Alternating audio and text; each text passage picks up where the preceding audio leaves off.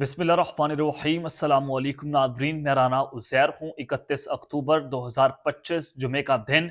जनाब, सुबह सवेरे पाक इंडिया बॉर्डर से बहुत बड़ी ब्रेकिंग न्यूज़ की, जहाँ पर एक जानिब भारतीय फौजें यानी कि उनकी नेवल फोर्स, उनकी बर्री फौज और भारतीय फ़ज़ाइया पाकिस्तानी बॉर्डर पर आकर अपनी वॉर एक्सरसाइजेज कर रही है, तो वहीं पर दूसरी जानिब पाकिस्तानी बॉर्डर पर भारतीय फौज के ऊपर एक हमले की इतलात आ रही हैं। टैंक्स और ड्रोन्स उनके तबाह हुए हैं। क्या तफसीलात हैं और ये इंसिडेंट जो है वो कहां पर पेश आया है, जहां पर फौजियों की लाशें भी बिछी हैं, भारतीय फौजी मारे गए हैं और उसमें कुछ जख्मी भी हुए हैं। और जर्नैल, भारतीय जर्नैल जो है वो इस हवाले से बुखला गए हैं। वो क्या अपनी आवाम को बता रहे हैं, भारतीय जर्नैलों की स्टेटमेंट जो इस वक्त सामने आ रही हैं, जो मीडिया टॉक कर रहे हैं, उस हवाले से भी कुछ इंपॉर्टेंट डिटेल्स हैं जो आपके सामने रखनी है कि भारत में इस वक्त सफ़े मातम बिछ चुका है। वो भारत जो जंगी जुनून में सवार था, पाकिस्तान पर हमला करने की तैयारियां कर रहा था और मुमकिन हमला था, और फिर अब पाकिस्तान ने इनके जो ये प्लान है उसके ऊपर पानी किस तरह से फेरा है, ये मुकम्मल तफसीलात आपके सामने बमा हकाइक और बमा सबूत रखनी है। पाक फज़ाइया की जानिब से भी हंगामी एक्शन जो है वो लिया गया है और जंग छिड़ गई है और एक अहम नोटम जारी हुआ है पाक फज़ाइया के हवाले से। वो डिटेल्स भी आपको बतानी है, लेकिन आगे बढ़ने से पहले मेरी आप सबसे दरख्वास्त होगी कि आपने चैनल को सब्सक्राइब करना है, वीडियो को लाइक करें, शेयर करें। कमेंट सेक्शन में आपने पाकिस्तान जिंदाबाद, पाक फौज जिंदाबाद का नारा जो है वो जरूर कमेंट में लगाना है। जनाब, पाकिस्तान के खिलाफ भारतीय जंगी मशकें जो है वो अपने अरूज के ऊपर हैं, और वो जो सरकरी का बॉर्डर है और उसके अलावा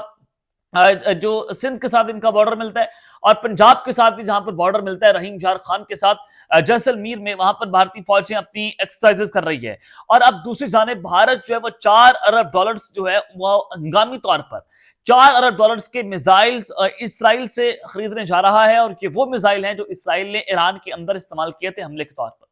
जो इसराइल ने ईरान पर मारे थे। और वो जो मिसाइल हैं वो अब भारत के हवाले इसराइल करने जा रहे हैं, और एन उस मौके पर जब नेतन्याहू भारत का दौरा करने जा रहे हैं, और ये टाइमिंग्स देखेंगे जब पाकिस्तान और भारत की इस वक्त जो कशीदगी है वो खतरनाक मरहले में दाखिल हो रही है, और इसराइली वज़ीर-ए-आज़म नेतन्याहू उनके दौरे पर जा रहे हैं। उससे पहले जो इसराइली फॉरेन मिनिस्टर हैं वो भारत के अंदर पहुंच रहे हैं, और फिर उससे भी पहले राजनाथ सिंह, वो ये जो डील है डिफेंस के हवाले से, इसराइल मिसाइल लेने के हवाले से, वो डिफेंस डील फाइनलाइज हो रही है। और अब ये जो intelligence, artificial intelligence based system है, वो इसराइल से लिया जा रहा है। रॉकेट्स और जो मिसाइल्स हैं भारतीय एयरफोर्स को और उनकी नेवल फोर्सेस को ये प्रोवाइड किए जाएंगे, ताकि पाकिस्तान के खिलाफ ये जो इसराइली मिसाइल्स हैं उनको इस्तेमाल किया जाए और ईरान की तर्ज पर कोई अटैक पाकिस्तान के अंदर किया जाए, जिसको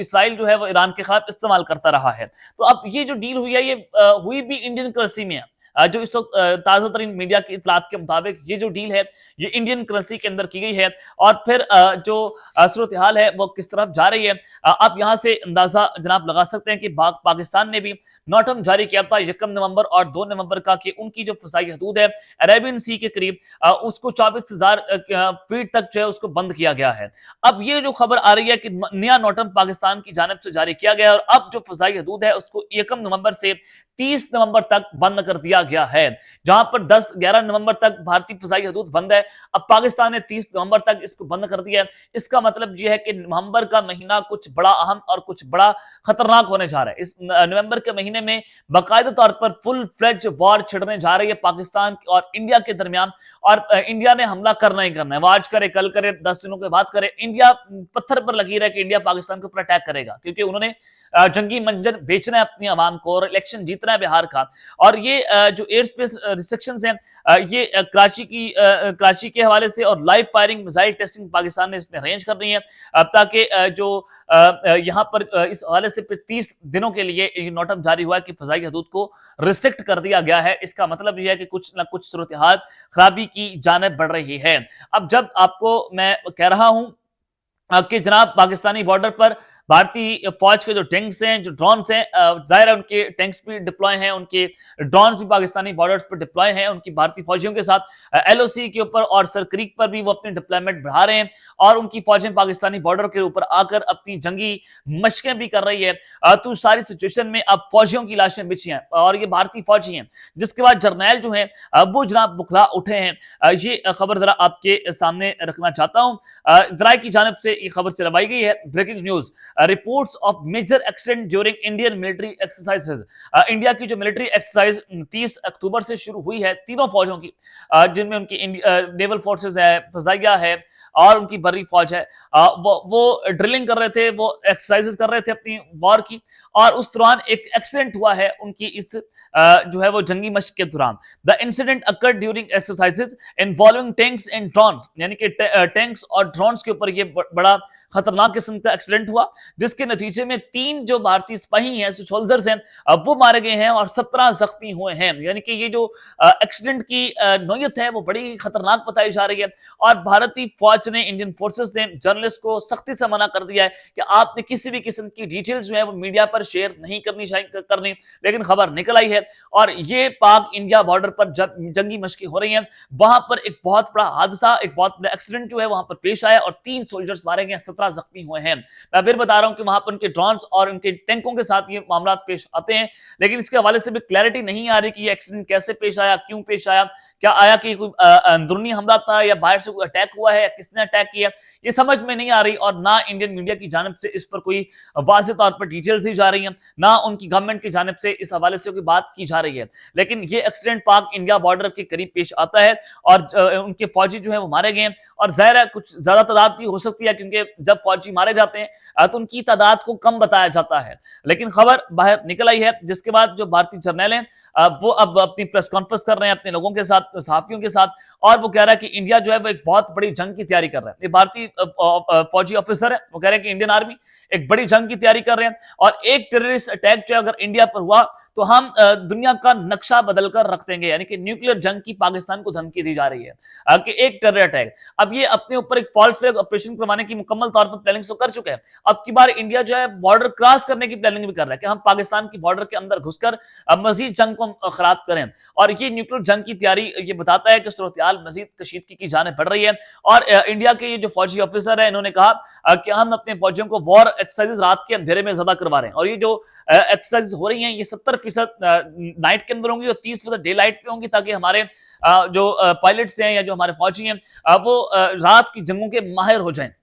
ये इंडियन ऑफिसर की जानिब से मीडिया से गुफ्तगू के दौरान जो है वो स्टेटमेंट दी गई है। यहां से भी आप अंदाजा लगा सकते हैं कि सूरत-ए-हाल कशीदगी की जानिब बढ़ रही है पाक इंडिया बॉर्डर के ऊपर, और पाक फजाइया की जानिब से भी अब हंगामी एक्शन तो लिए जा रहे हैं। ज़ाहिर है नोटम जारी होना, फजाई हदूद को मजीद बंद किया जा रहा है, तो जंग छिड़ने के जो खदशात हैं वो मंडराते हुए दिखाई दे रहे हैं। यानी कि जंग आपकी दहलीज पर पहुंच गई है, तो कहना बिल्कुल भी गलत नहीं होगा। और उधर से इसराइल जो है उनकी टेक्नोलॉजी भी अब की बार इस जंग के अंदर इस्तेमाल होगी, और ऑलरेडी इंडिया लॉरा मिसाइल भी ले चुका है, अब दोबारा से नए मिसाइल लिए जा रहे हैं $4 अरब के। तो यहां से अंदाजा लगाएं कि इंडिया कितनी बड़ी जंग की तैयारियां कर रहा है। दूसरी जानिब अफगानिस्तान जो है उनको भी इंडिया अपने साथ मिला रहा है, और इंडिया की जो फॉरेन मिनिस्ट्री है उनकी जानिब से एक स्टेटमेंट आई है, और उन्होंने कहा कि वो वाटर प्रोजेक्ट्स पर इंडिया और अफगानिस्तान मिलकर काम करेंगे, और कुनर का जो रिवर डैम है वहां पर एक हाइड्रो पावर प्रोजेक्ट जो है वो इंडिया और अफगानिस्तान मिलकर लगाने जा रहे हैं, जिसके हवाले से तालिबान ने इंडिया से पैसे भी मांगे थे कि आप हमें पैसे दें ताकि हम यहाँ पर वाटर प्रोजेक्ट लगाएं और पाकिस्तान का पानी रोकें, ड्राई काबुल का भी और ड्राई कुनार का भी। तो लिहाजा वहां पर भी इंडिया और अफगानिस्तान की बात शुरू हो गई है, जिसकी तस्दीक इंडिया की जो फॉरेन मिनिस्ट्री है उनकी जानिब से भी कर दी गई है। और दूसरी जानिब जो अफगानिस्तान वाली खबर है, क्योंकि बहुत सारे लोग हमें कमेंट सेक्शन में पूछते हैं कि अफगानिस्तान और पाकिस्तान के दरमियान जो पीस टॉक है वो कहां तक पहुंची है। अब से कुछ देर पहले जो हमारे पास ज़राए की जानिब से खबर आई है कि एक ज्वाइंट स्टेटमेंट आई है पाकिस्तान और अफगानिस्तान के दरमियान, और ये जो सालसी का किरदार अदा किया जा रहा था वो तुर्किया और कतर की तरफ से था। तो उस पर दोनों पार्टी से, दोनों फरीकों यानी पाकिस्तान ने और अफगानिस्तान ने सीज फायर को मजीद चलाने के लिए उन्होंने अपनी जो है वो कहा कि ठीक है हम इस पर तैयार हैं कि सीज फायर को आगे जाना चाहिए, सीज फायर तोड़ा ना जाए। और ये भी कहा जा रहा है कि अगली जो मीटिंग है वो 6 नवंबर को होगी, और अगर कोई भी इस तरह का कोई दोनों पार्टीज की जानिब से कोई मिस फायर होता है या कोई सीज फायर की खिलाफ वर्जी होती है तो उस मुल्क को पेनल्टी डाली जाएगी। तो लिहाजा सीज फायर हो चुका है एक मरतबा, फिर से उसको बढ़ाया जा रहा है। तो 6 नवंबर तक पाकिस्तान और इंडिया की जो पीस टॉक्स हैं उसको एक मरतबा फिर से डिले कर दिया गया, क्योंकि इससे पहले तो तालिबान पाकिस्तान के साथ सीज फायर करने को तैयार नहीं, वो टीटीपी को अभी भी फैसिलिटेट कर रहे हैं, को कहते हैं हम इससे पीछे नहीं हटेंगे और हम टीटीपी को रोक नहीं सकते, अगर हम उनको रोकेंगे तो हमारे ऊपर अटैक शुरू कर देंगे। यानी कि यहां से भी अंदाजा लगाएं कि कितनी खौफनाक सिचुएशन अफगानिस्तान के लिए बनी हुई है। तो इंडिया इनको भी तैयार कर रहा है टू फ्रंट वॉर के लिए, ताकि इनको भी आइंदा की जंगों के लिए पाकिस्तान के खिलाफ इस्तेमाल किया जा सके। अब तक के लिए इतना ही, अपना ख्याल रखिएगा और इस्लाम अपने लाजमी रखने। अल्लाह ने के बाद पाकिस्तान जिंदाबाद।